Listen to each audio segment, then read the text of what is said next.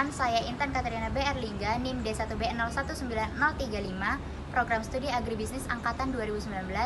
Saya akan menjelaskan konsep dasar mengenai ekonomi sumber daya manusia. Yang pertama, apa itu ekonomi sumber daya manusia? Ekonomi sumber daya manusia didefinisikan sebagai ilmu yang diterapkan dalam pembentukan dan pemanfaatan sumber daya manusia yang berkaitan dengan pembangunan ekonomi. Kemudian, hal-hal apa aja yang dipelajari dalam ruang lingkup ekonomi sumber daya manusia? Yang pertama ada perencanaan sumber daya manusia atau Human Resource Planning, di mana bagian ini memfokuskan pada penyediaan angkatan kerja dengan pengetahuan dan keterampilan tinggi, serta penciptaan kesempatan kerja, kemudian membawa pada arah telaahan perencanaan sumber daya manusia yang meliputi analisis permintaan dan penawaran tenaga kerja yang akan terjadi pada masa yang akan datang.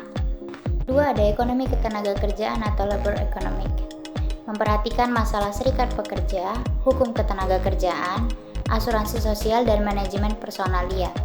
Analisis dalam ekonomi ketenagakerjaan sangat sedikit menggunakan teori ekonomi sehingga menimbulkan ketidakpuasan beberapa pihak terhadap pendekatan ini. Yang ketiga adalah ekonomi kependudukan atau population economic. Cakupan pembahasan ekonomi kependudukan adalah masalah ekonomi pembangunan yang berkaitan dengan kependudukan seperti misalnya pemanfaatan tenaga kerja dalam pembangunan ekonomi dan dampak pertumbuhan penduduk pada pembangunan ekonomi. Dalam ekonomi kependudukan juga sering diterapkan New Homes Economics yang membahas tentang untung rugi memiliki anak, untung rugi melakukan migrasi, interaksi antara jumlah dan mutu penduduk.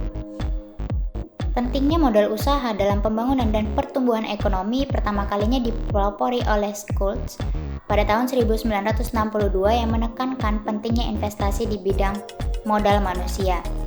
Sebelum Schultz menekankan pentingnya faktor manusia dalam pertumbuhan dan pembangunan ekonomi, kebanyakan ahli ekonomi lebih banyak memusatkan kajiannya pada peranan modal fisik dan mengabaikan modal manusia.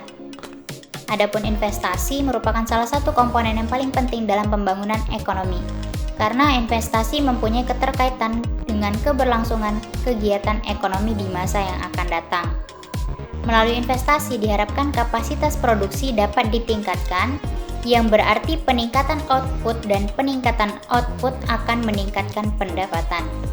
Dalam jangka panjang, akumulasi investasi dapat mendorong perkembangan berbagai aktivitas ekonomi sehingga meningkatkan pertumbuhan ekonomi di suatu wilayah atau negara.